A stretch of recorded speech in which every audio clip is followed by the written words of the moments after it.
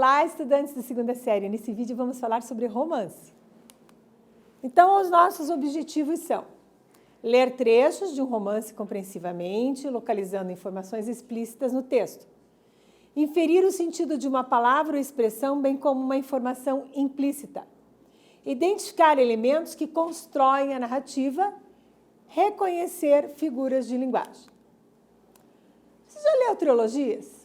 Já, né? Tá na moda, todo mundo lê. Mas uma trilogia indianista, será que tem? Será que dá para ler? Tem sim. Na nossa literatura, Iracema, juntamente com o Guarani e o Birajara, pertence a uma fase do romantismo chamada então de trilogia indianista. Você sabe o significado de Iracema? Do nome Iracema? Em tupi, o termo Iracema significa saída de mel, saída de abelhas. E Iracema também é o anagrama da palavra América. Invertendo as letras, você tem a palavra América. Inverta Iracema, ó, da América, não de trás para frente, né? Alternando. Vamos ver o comentário de Manuel Bandeira sobre esta obra literária. Ele diz: ao compor esse livro, José de Alencar escreveu o que é mais poema que romance, e poema menos que um mito, melhor que Vênus. Uma narrativa que mistura aventuras épicas com lirismo poético na criação do mito heróico do nascimento do povo brasileiro. Então, Iracema é conhecida como a lenda do Ceará, a primeira obra a retratar o nascimento de nosso povo. A história de amor em síntese. Simboliza o surgimento do povo brasileiro. Iracema apresenta a América, virgem. Seu nome é um anagrama, então, da palavra América. Martim representa a Europa colonizadora. Da união do índio nativo americano com o colonizador branco europeu, nasce o povo brasileiro, representado aqui pelo filho deles, Moacir. Moacir é o filho de, então, Iracema e o homem branco. A obra foi escrita e publicada em 1865 e trazia o subtítulo, ó, Lenda do Ceará, como a professora falou. Iracema, vamos ao texto ter contato, então, com essa obra-prima da nossa literatura. Além, muito além daquela serra que ainda azula no horizonte, nasceu Iracema. Iracema, a virgem dos lábios de mel, que tinha os cabelos mais negros que a asa da graúna e mais longos que seu talhe de palmeira. O favo do jati não era doce como seu sorriso, nem a baunilha recendia no bosque como seu hálito perfumado. Aqui a professora pôs a imagem, para você que não conhece, de um pássaro, é a graúna, para você ter a dimensão da comparação com a fauna brasileira que ocorre nessa obra. Então, estou pondo através da iconografia, para você perceber. Diante dela e todo a contemplá-la está um guerreiro estranho.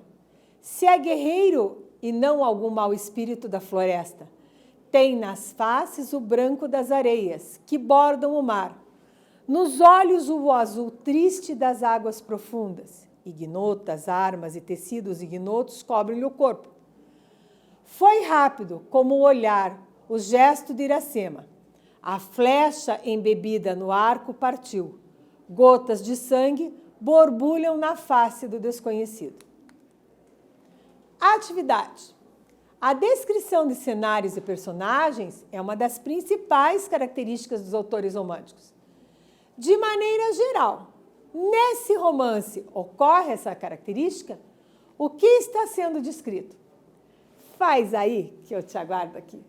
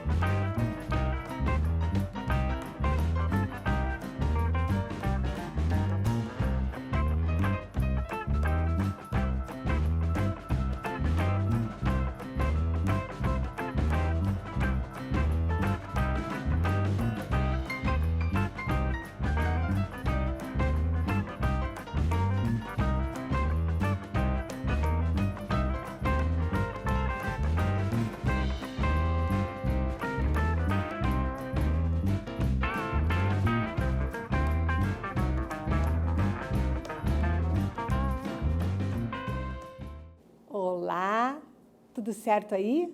Caderno está em dia? Material? Caneta, lápis, borracha? Pronto para conferir? Então, vamos dar uma olhadinha. Retomando o que eu te pedi na atividade 1. A descrição de cenários e personagens é uma das principais características dos autores românticos de maneira geral. Neste romance ocorre essa característica? Vou botar aqui no texto, ó. Além muito a bem daquela serra, uma serra, que ainda azula no horizonte, Iracema, a virgem dos lábios de mel. Vamos à descrição. Cabelos mais negros que a asa da graúna, mais longos que o talhe da palmeira. O favo do jati não era doce como seu sorriso, nem a baunilha, né, a orquídea baunilha, aqui no caso citada, recendia no bosque como seu hálito. Então, olhe todo esse embasamento descritivo, comparando com a fauna e a flora brasileira, uma das características aqui. Seguindo no texto, diante dela contemplá-la, agora vai dar a descrição do guerreiro, observe. Se é o guerreiro e não algum mau espírito da floresta, porque ela não conhecia um guerreiro, nunca tinha visto. Então, segue a descrição do homem branco. O branco das areias, comparando com a areia da praia, os olhos azuis, né, com o triste das águas profundas, ignotas, e aí o momento em que ela dá a flechada. Então, o que está sendo descrito é o primeiro encontro entre duas raças, duas pessoas se entreolhando. A do indígena, na figura da Iracema, a virgem dos lábios de mel, e do branco, na figura do guerreiro colonizador. Isso resultou também numa estátua lá em Fortaleza, na Avenida Beira-Mar, ó. Esse momento do encontro, a professora pôs aqui, ó, ficou eternizado pelo Corbiniano Lins com essa estátua. Então, é muito importante. Diz a lenda que a tribo da Iracema, as índias eram muito altas, tinham as pernas longas, caminhavam longas distâncias. E lá em Fortaleza, onde se passa essa história, existia um monte, né, onde os índios ficavam no topo dessa colina, observando os navios, as coisas. Então, essa tribo da Iracema era uma tribo de índios que caminhavam muito, tinham muito tônus muscular, uma beleza física, inclusive. Por isso a Índia aqui é retratada também de maneira tão alta, tão grande, não é uma Índia miúda, é uma Índia guerreira mesmo, tá? É essa conotação no romance. Características. O narrador descreve Iracema e o guerreiro por um procedimento tipicamente romântico. Então, claro, é tudo idealizado, né? Eles são super-heróis, não, né? Professores de Indiana Jones, diremos assim. Então, o emprego de termos indígenas sugere a intenção de criar o quê? Uma literatura nacional, uma vez que originariamente o Brasil foi habitado por indígenas. Então, enquanto no romance europeu a gente tem a figura do cavaleiro medieval como herói, aqui no Brasil o herói é o indígena, o índio. Então, esse vocabulário, o emprego abundante de adjetivos típico do romantismo, vai tentar compor isso na literatura. Seguimos com o texto. Iracema, a virgem dos lábios de mel, que tinha os cabelos mais negros que a asa da graúna e mais longos que seu talhe de palmeira. O favo do jati não era doce como seu sorriso, nem a baunilha recendia no bosque como seu hálito perfumado. Cedendo à meiga pressão, a virgem reclinou-se ao peito do guerreiro e ficou ali trêmula e palpitante com a tímida perdiz. A fronte reclinara e a flor do sorriso expandia-se como nenufar ao beijo do sol. Em torno carpe a natureza o dia expira, soluça a onda trépida e lacrimosa, geme a brisa na folhagem. O mesmo silêncio anela de opresso. A tarde é a tristeza do sol. Os dias de Iracema vão ser longas tardes sem manhã, até que venha para ela a grande noite. Então, a vegetação típica aqui da época, né? Da serra, da mata atlântica. A atividade que eu te proponho é a seguinte agora na atividade 2, presta atenção. Então, aqui, o autor do romance, José de Alencar, e eu te pergunto, os fragmentos anteriores constroem-se estilisticamente com figuras de linguagem, caracterizando o estilo poético do Alencar. Apresentam eles predominantemente quais figuras de linguagem?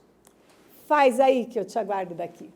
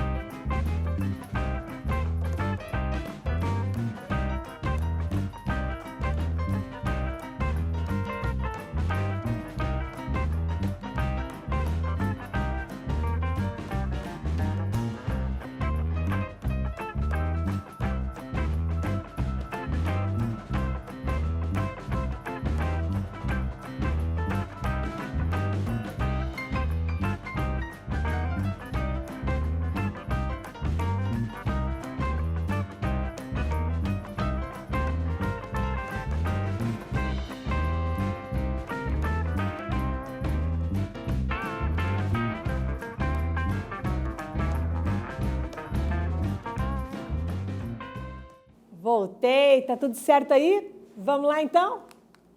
Os fragmentos se caracterizam assim: há comparações, mais negros que a asa da graúna, e há metáforas, a tristeza, não, a tarde e a tristeza do sol. Diferença entre comparação e metáfora: na comparação, ó, mais negros que, estou comparando, e na metáfora, estou afirmando, a tristeza é. A atividade 3, só para os seus olhos, claro. Romance de 1865, Iracema de José de Alencar aborda fatos e feitos da colonização portuguesa no Brasil. Tem nas faces o branco das areias que bordam o mar, nos olhos o azul triste das águas profundas, ignotas armas e tecidos ignotos cobrem-lhe o corpo. Como dito, a escrita é do século XIX, que tem como característica idealização e subjetividade. Como você faria, meu caro, a reescrita dessa descrição de modo a torná-la menos idealizada e mais objetiva? Faz aí, que eu, claro, estou sempre te aguardando aqui.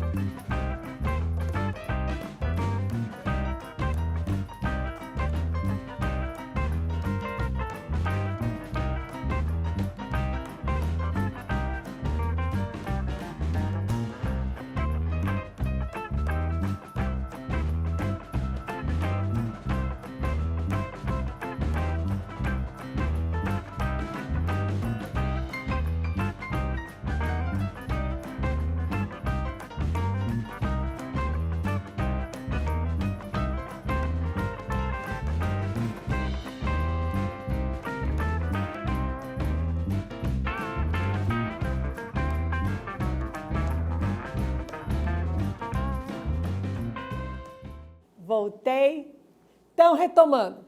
Tem nas faces o branco das areias que bordam o mar. Então, a pele branca. Nos olhos, o azul triste das águas. Olhos azuis. Ignotas, né, quer dizer, desconhecidas armas e tecidos ignotos. Não conheciam aqueles tecidos. Os índios não usavam roupas nessa época, usavam adornos, penas, né? Então, ó, como seria essa descrição? Um guerreiro, né, branco, de olhos azuis, com roupas e armas desconhecidas. Então, aqui o texto ficou objetivo. No original, ó, a professora pôs em negrito para você comparar. Está o texto como idealizado. Então, você observa aqui no nosso trabalho com a linguagem o texto da época idealizado em relação ao texto atual objetivo. Tem nas faces o branco das areias que bordam o mar. Então, tudo isso para falar o quê? Que ele era o quê? Um guerreiro branco, a face, a cor da pele. Percebeu? Atividade 4. Vamos ver aqui, então. No trecho a seguir, de José de Alencar. Verdes mares bravios de minha terra natal, onde canta a jandaia nas frondes da carnaúba. A jandaia cantava ainda no olho do coqueiro, mas não repetia já o mavioso nome de Iracema. Tudo passa sobre a terra. Levante hipóteses. Vamos levantar hipóteses, vamos tentar entender o que é. O que aconteceu com a jandaia? A jandaia é uma ave. E por que ela é importante na narrativa? Faz aí, que eu te aguardo aqui.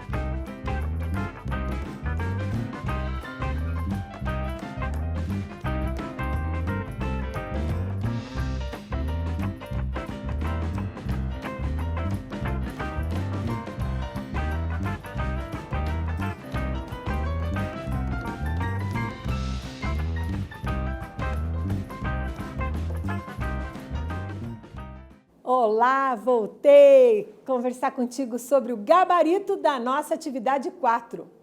Os trechos a seguir referem-se à obra Iracema, de José de Alencar, obra da trilogia indianista, você já sabe. Então, olha aqui, ó. Na proposição 1, verdes mares bravios de minha terra natal, onde canta a jandaia nas frondes da carnaúba. Proposição 2, a jandaia cantava ainda no olho do coqueiro, mas não repetia já o mavioso nome de Iracema. Tudo passa sobre a terra. Eu pedi que você levantasse hipóteses. O que aconteceu com a jandaia e por que ela é importante na narrativa? Então, te apresento a jandaia. Exato. Ela tem as cores verde e amarelo, remetendo ao quê? Ao exótico da nossa fauna, da nossa flora. Então, a jandaia não mais chama por Iracema porque ela já não existe. A lenda permanece. E é uma ave que carrega o quê? O símbolo do país tropical, retratado, o exótico dos romances românticos. Vale lembrar que esse romance se passa nas praias nordestinas. E o que acontece? Lá as aves exóticas são em abundância, principalmente essas aves como maritacas, papagaios, araras, jandaias. Opa! Agora é a sua vez. A linguagem da Iracema é altamente poética, então vou te fazer uma proposta. Embora o texto esteja em prosa, há belos efeitos linguísticos no uso das imagens, das comparações. E o autor, José de Alencar, fez o quê? Usou elementos da natureza para realçar a beleza e as qualidades físicas da Índia. Lembra? Os cabelos mais negros que a asa da graúna, né? O hálito mais perfumado que da orquídea, lá da baunilha. Que tal você fazer sua própria descrição ou de alguém com essa base, né? Usando elementos para comparar. Inspire-se no autor, pode fazer em poema, em prosa, poética, e combine aí, compartilhe numa rede social, compartilhe com seus colegas, mostre para o seu professor. De repente você pode acessar os teus colegas e, vamos descrever essa pessoa bem romanticamente, bonitamente. Ok? O que aprendemos?